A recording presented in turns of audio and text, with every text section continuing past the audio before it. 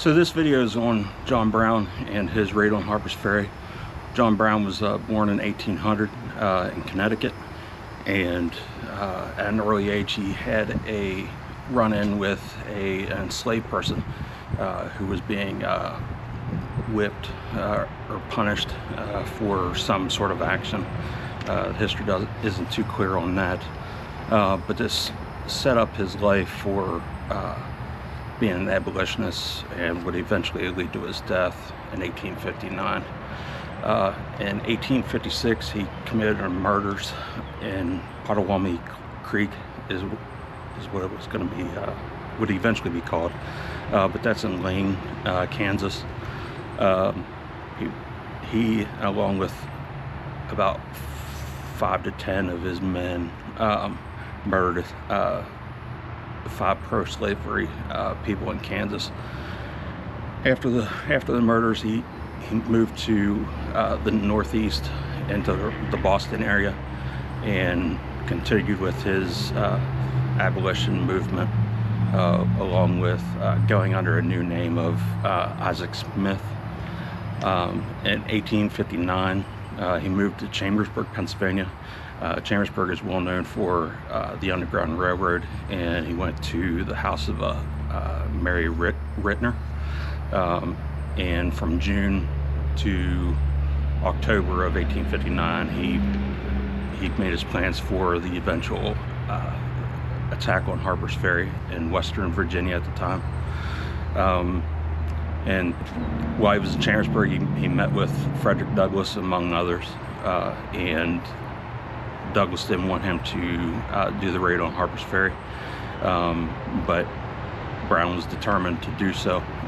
Brown was a white male, had very long beard.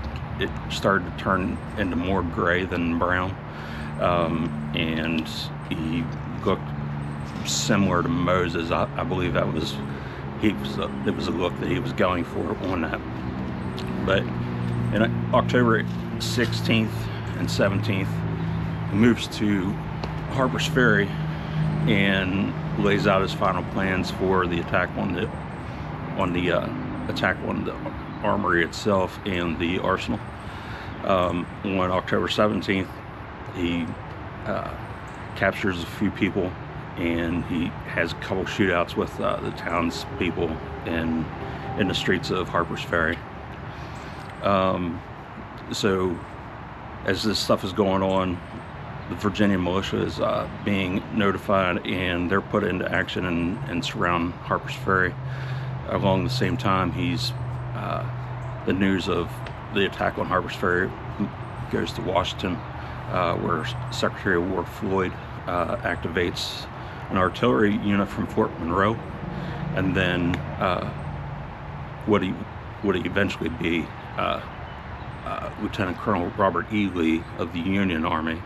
He was an engineer by trade, gets the message from James Yule Brown Stewart, which would end up being Jeb Stuart during the Civil War. These two men obviously fought for the South, but in 1859 they were Union Army officers. So as the attack goes on, these people are heading towards Harper's Ferry, and also coming along for the excursion is a detachment of U.S. Marines from the Washington Navy Yard. Why they're important is, one, they captured John Brown for the frontal assault on the engine house, but also it's the first time the Marines are put under the command of an Army officer. So after John Brown is captured, he is sent to Charlestown, Western Virginia, now Charlestown, West Virginia, and he's tried for treason against the state of Virginia. And on December 2nd, 1859, John Brown is hung, and then his body is sent back to Connecticut, where he's now buried. So why is this all important? One, it's one of the biggest sparks for the eventual Civil War. Two, that Union officers at the time in 1859, they were still obeying orders and coming to the defense of people in need. This was before all the states seceded, and so it's just a good build-up to see what can happen in between the federal government and state government, and also lets us know that, you know, not everybody who owned slaves was not going to support the Union and do their obligation and their orders.